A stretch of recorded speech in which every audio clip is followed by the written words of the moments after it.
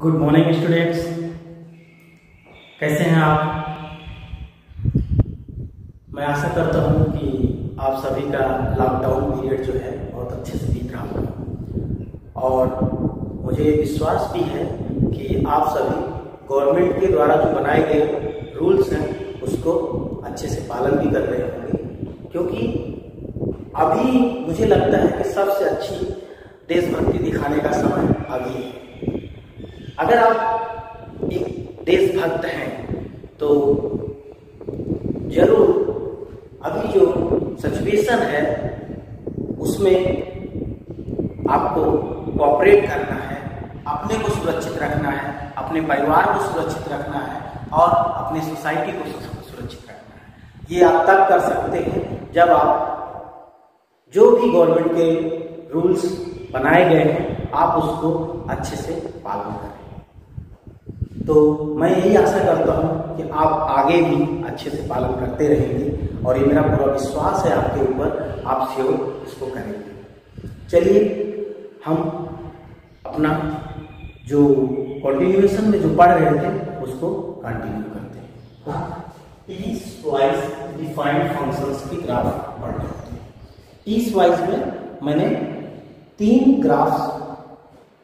Functions बताए थे, modulus function, signum function और ग्रेटेस्ट इंटीजर फंक्शन। तो वन बाय वन हम इन फंक्शंस को देखेंगे कि कैसे डिफाइंड है, इनका ग्राफ कैसे होता है, इनका डोमेन क्या आएगा, रेंज क्या आएगा। तो सबसे पहला फंक्शन मैंने लिखा है modulus function or absolute value function. Modulus function को एब्सोल्यूट वैल्यू फंक्शन भी कहा जाता है। अब मॉडुलस फंक्शन कैसे डिफाइन होगा उसके लिए हम इस तरीके से लिख रहे हैं, लेट एफ कोई फंक्शन है जो कि आर में आता है। जैसे हमने बताया था फंक्शन पूरा रियल फंक्शन हम पढ़ रहे हैं, इसलिए इसका डोमेन और रेंज दोनों रियल नंबर है। अब let f is such that or not or such that y equals to fx।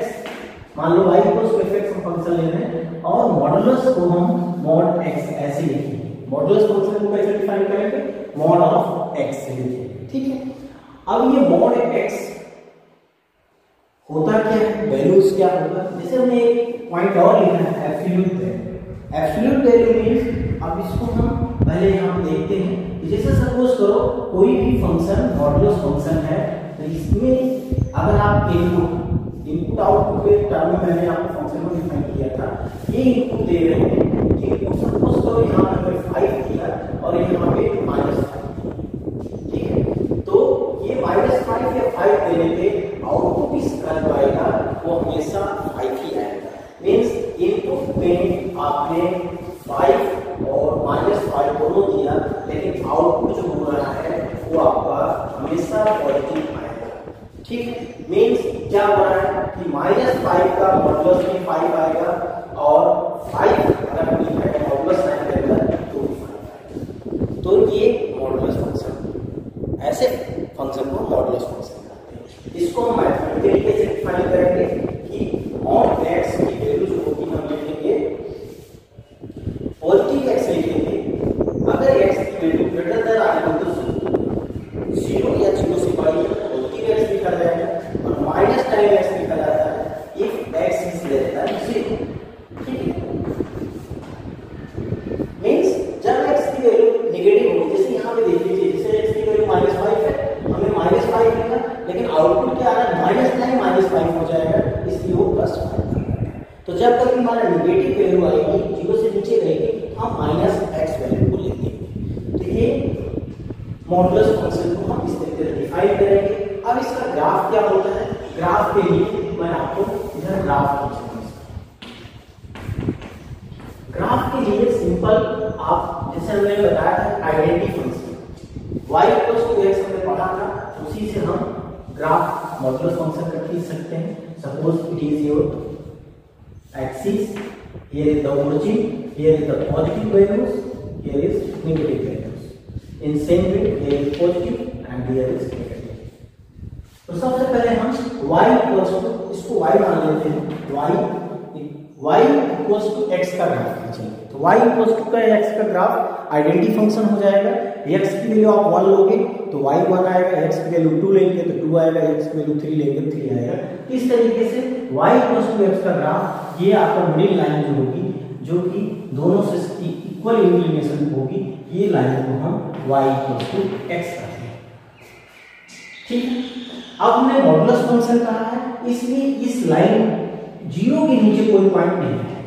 Output कभी भी मॉडुलस फंक्शन का नेगेटिव नहीं होगा। आप यहाँ देख सकते हो कि आउटपुट हम नेगेटिव लेने पे भी पॉजिटिव आएगा, पॉजिटिव लेने पे भी पॉजिटिव आएगा। तो इसलिए ग्राफ का पोर्शन 0 के नीचे अगर हम नेगेटिव वैल्यूज ले रहे हैं, सपोज करो -1, -2, -3 ले रहे हैं, तो भी आउटपुट पॉजिटिव आएगा। तो उसका ग्राफ क्या बनेगा, इस टाइप से ग्राफ बनेगा।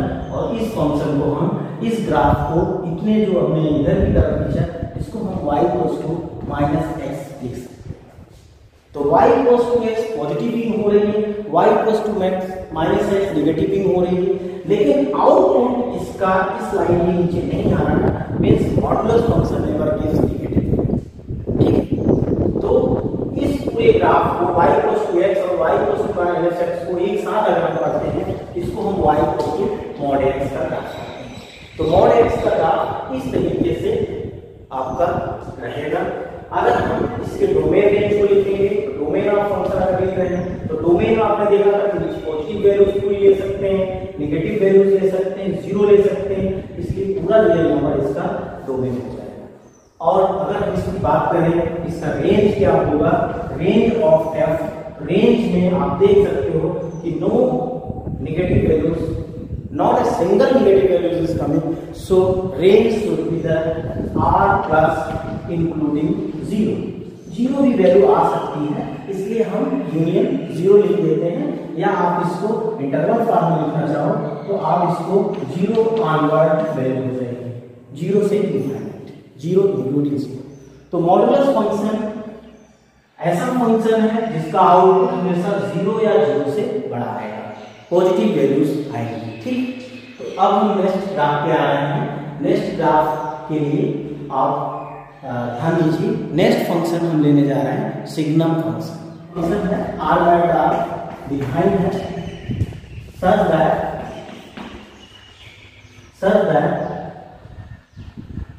f of x equals to, signum को SGN लिखा जाएगा।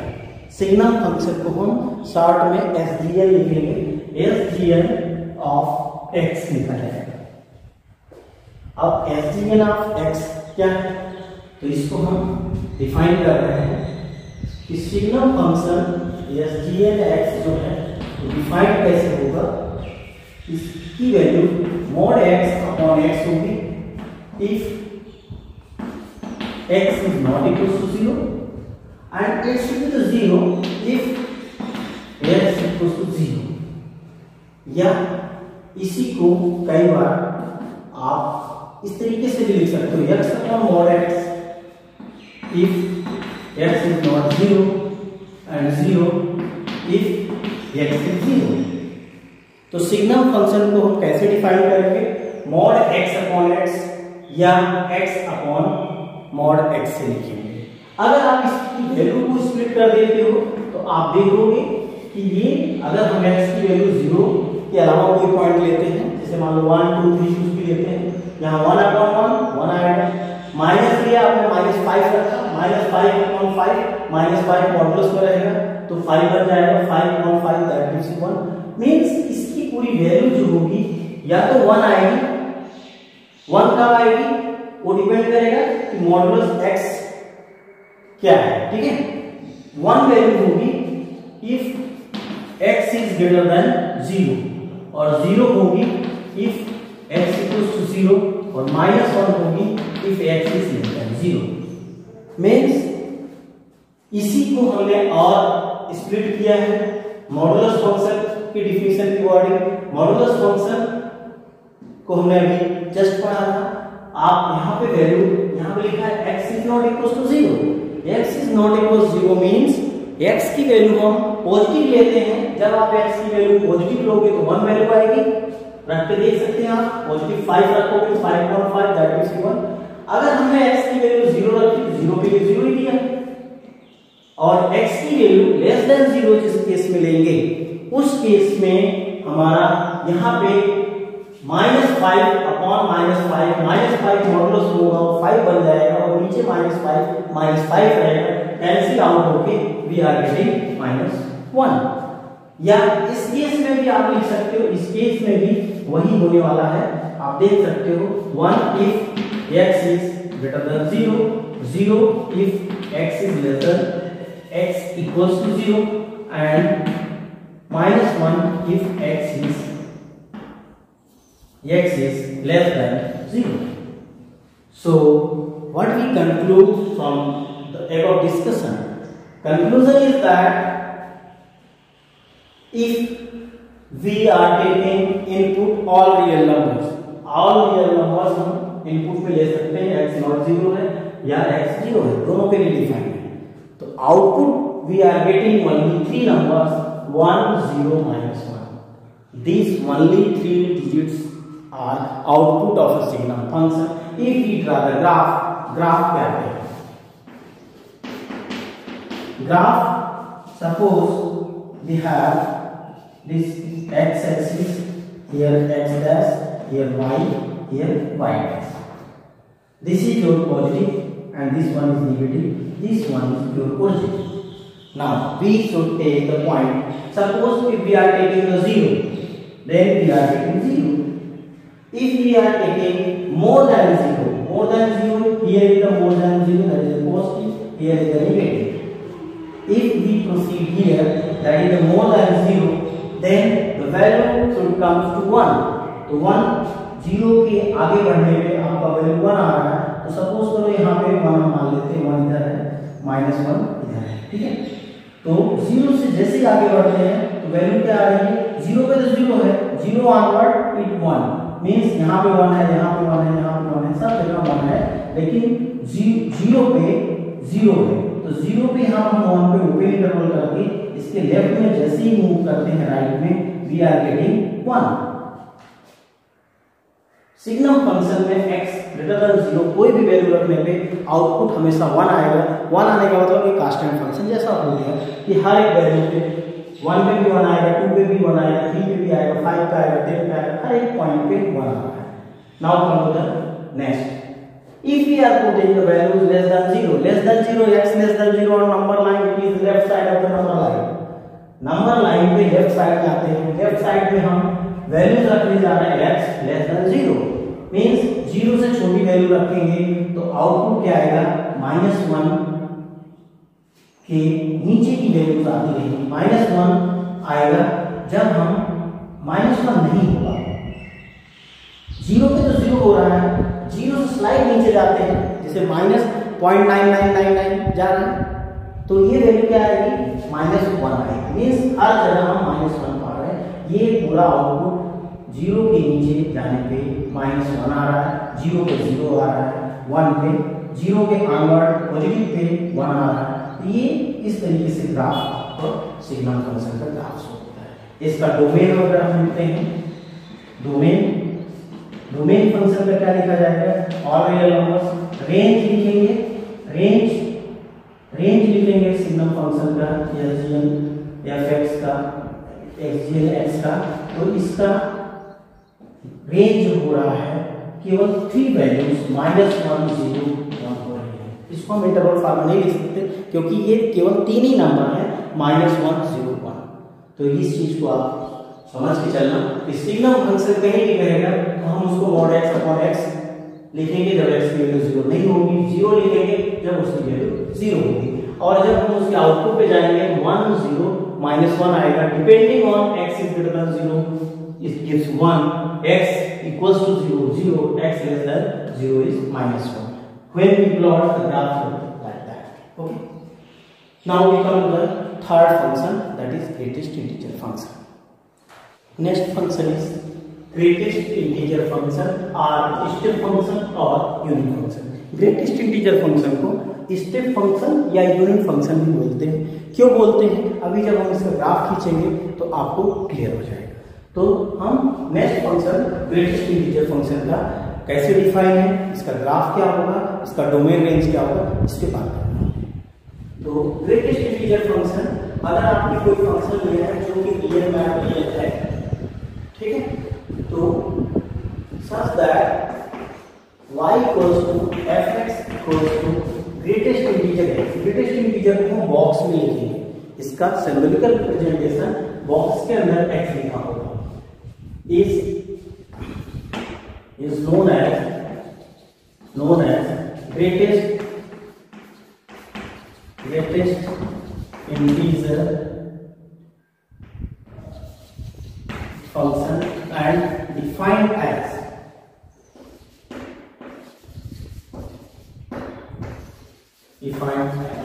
डिफाइंड कैसे होगा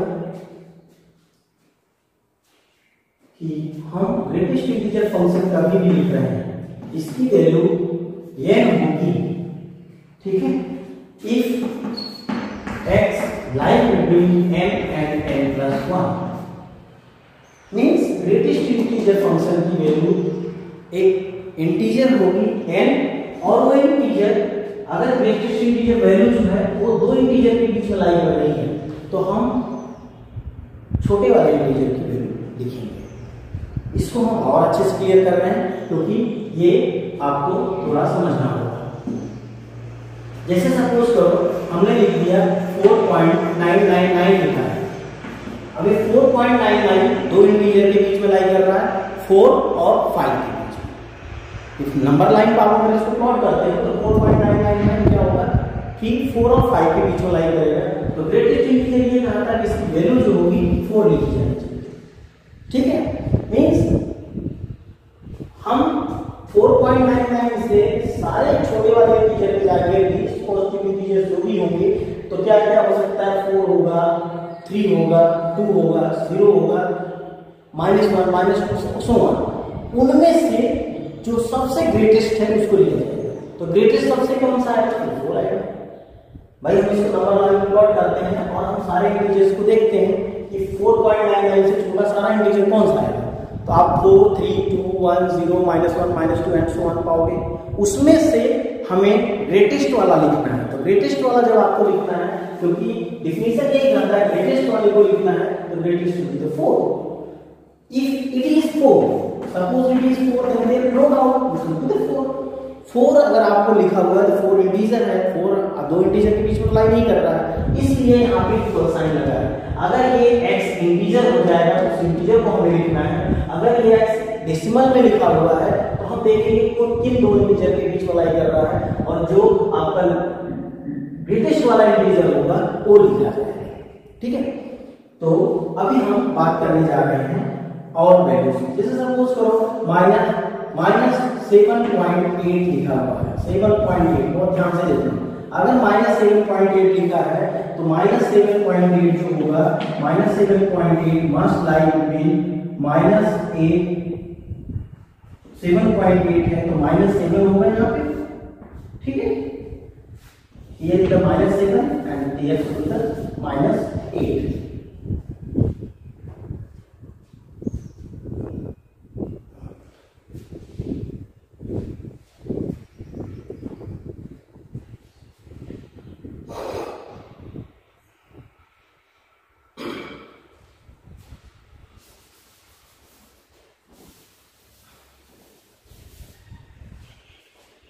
Suppose we have -7.8, then say if you check 7.8 with negative sign must lie between -8 and -7, ये दोनों नंबर के बीच में लाई करेगा, -8 और -7 के बीच में लाई करेगा। तो अकॉर्डिंग टू डिफिनेशन अगर हम प्रोसीड करते हैं तो ये लीस्ट ग्रेटेस्ट इंटीजर इसका क्या हो जाएगा, दैट इज द -8। हमें पता है कि n और n+1 में हम n लिखेंगे, इसकी वैल्यू जो लिखी जाएगी आपकी -8 लिखी जाएगी, ठीक है। इस चीज को आप ध्यान रखना, यहाँ पे हम इस तरीके से लिख सकते हैं। अभी हम और पॉइंट्स ले रहे हैं, सपोज वी हैव -2.3999 ऐसा कुछ है, तो इसका ग्रेटेस्ट इंटीजर क्या होगा, -3 हो जाएगा, क्योंकि नेगेटिव में जब आप जा रहे हो तो नेगेटिव में रिवर्स प्रोसेस आ जाता है, -7 अभी बड़ा हो जा रहा है -8 से, ठीक है। तो इस तरीके से हम लिखेंगे। तो अब हम इसका ग्राफ देखते हैं, ग्राफ कैसे खींचा जाएगा। ग्राफ के लिए हम पहले तो एक्सिस को खींच लेते हैं। एक्स एक्सिस एक्स डैश है और ये आपकी वाई एक्सिस, ये इट इज वाई डैश। यहाँ पर कोई चीज है, हम कुछ पॉइंट बना लेते हैं 1 2 3 4। इधर भी ऐसे पॉइंट बना लेते हैं 1 2 3 4। Here also -1 -2 -3 -4। हियर -1 -2 -3 -4। हम सब जगह को पहले कुछ पॉइंट्स ले लेते हैं, क्योंकि पॉइंट आप लिए रहोगे इजीली आपको समझ आ जाएगा। -1 -2 -3 -4। Here 1 2 3 4 and here -1 -2 -3 -4। ठीक है, हमने एक्सिस पे पॉइंट्स ले लिए। अब आप डिफिनीशन को फॉलो करते हुए चलो। ग्रेटेस्ट इंटीजर x n आएगा if x lies between n and n+1। ठीक है, तो अभी सपोज करो हमने 0 वैल्यू लिया, तो 0 पे वैल्यू क्या आएगी? 0 आएगी। 0 से स्लाइड पॉजिटिव वैल्यू ले रहे हैं। 0 से स्लाइड पॉजिटिव वैल्यू मींस 0.1 0.2 0.999 तक लेते हैं। अगर हम 0.999 तक लेते हैं, ठीक है, जैसे हमने 0.9 लिखा 9 लिखा, इसका ग्रेटेस्ट इंटीजर क्या लिखा जाएगा? 0 लिखा जाएगा, क्योंकि ये 0 और 1 के बीच में लाई करेगा, तो 0 हम ले तो 0 रहेगा। मींस 0 से लेके आप 1 तक पहुंचोगे तो 0 ही रहेगा। ये लाइन आपको याद रखेगी। 1 व्हेन यू टेक द 1 पे क्या आएगा? 1 आ जाएगा। और आपने अगर 1.99 लिया तो भी 1 आ रहा है। ठीक है, तो अब हम 1 पे वैल्यू जब ले रहे हैं तो 1 पे आउटपुट क्या आ रहा है? 1 आ रहा है। मतलब 1 पे वैल्यू यहां ना होके 1 पे यहां पे वैल्यू हो जाएगी। 1 वैल्यू ले रहे हैं तो 1 पे यहां ओपन इंटरवल बनाएंगे और यहां पे डार्क इंटरवल बनाएंगे। 1 पे 1 हो जा रहा है। 1 पे स्लाइड पॉजिटिव आगे बढ़ने पे 1 ही रहेगा। कब तक रहेगा? जब आप 2 पे पहुंचने वाले हो। जैसे ही आपने 2 लिया, ठीक है, 2 के लेफ्ट में रहेंगे तो 1 रहेगा। 2 पे आते ही 2 हो जाएगा। मींस जैसे ही आपने 2 को टच किया तो you are getting the value 2 ही है। 2 से लेके 2.9999 मींस अप्रोचिंग टू 3। जब तक आप 3 पर रहोगे, ठीक है, 3 से लेस पे रहोगे, तब तक आपका ये 2 आता रहेगा। जैसे ही हम 3 पे पहुंचेंगे, 3 इंटीजर जैसे लेंगे तो आउटपुट क्या होगा? 3 आ जाएगा। आउटपुट यहाँ पे 3 आ जाएगा। 3 को डार्क करेंगे और 3 से लेके 3.99999 तक ये आपका 3 रहेगा। ठीक है, ऐसे ही हम कुछ नेगेटिव पॉइंट्स पर आ रहे हैं। 0 से नीचे जैसे ही जाएंगे, 0 से नीचे जैसे सपोज करो -0.999 इस पे आ रहा है, तो उसकी वैल्यू क्या हो जाएगी? -0.99 की वैल्यू अगर आप देखते हो तो दैट शुड बी -1 आएगी। तो -1 आएगी मींस 0 के नीचे हम अगर जा रहे हैं तो हमारी वैल्यू -1 हो रही है। मींस -1 आप यहां से लेके यहां तक आउटपुट -1 को डाल रहे हैं। ठीक है, अब -1 से लेके -2 के बीच में -1 पे तो 2 नहीं आएगी। -1 पे -2 नहीं होगा, लेकिन जैसे ही -2 के नीचे जाएंगे -2 वैल्यूज आती जाएगी। तो -2 वैल्यू जब आएगी तो जैसे सपोज करो हमने यहाँ पे लिख लिया कि -1.999 लिखा, ये वैल्यू आपको -2 देगी। तो -2 देने का सेंस हुआ कि आप इसको यहाँ से लेके -2 पे -2 आ रहा है, -2 डाल देता है। ठीक है, एक वैल्यू और ले रहे हैं। -2 से -3 के बीच में जब जाएंगे तो -2 पे तो -2 रहेगा, लेकिन -2 से स्लाइड नीचे जाते ही -3 हो जाएगा और ये -3 पे -3। इस तरीके से आप देख सकते हैं कि ये सीढ़ियां बन जाती हैं। तो ग्रेटेस्ट इंटीजर फंक्शन का ग्राफ सीढ़ी की तरह बनेगा, इसीलिए हम इसको स्टेप फंक्शन बोलते हैं। और इसका आउटपुट जो आएगा, ठीक है, इंटीजर ही आएगा। अब हम इसको डोमेन रेंज की बात करते हैं तो डोमेन हम लिखेंगे, डोमेन सारा रियल नंबर होगा। रेंज की बात करेंगे तो रेंज हो रहा है इंटीजर्स आ रहा है, इंटीजर्स या आई से लिख देते हैं। ठीक, तो ग्रेटेस्ट इंटीजर फंक्शन एक ऐसा फंक्शन है जिसका इनपुट ऑल रियल नंबर्स होगा। पॉजिटिव नेगेटिव सारी वैल्यूज रखी जा सकती हैं, लेकिन आउटपुट जो आएगा that should be the integer, only integers आएंगे। इंटीजर के बीच में ग्राफ ब्रेक होता रहेगा, आप देख सकते हैं, ठीक है। इंटीजर पॉइंट्स पे ग्राफ ब्रेक होता रहेगा। आगे हम कंटिन्यूटी पढ़ेंगे, उसको इस तरीके से आता है, ठीक है। तो I hope whatever we discussed you understood it. Means today we discussed modulus function, signum function, greatest integer function. One will meet in next lecture with some more graphs of functions. Okay, thank you.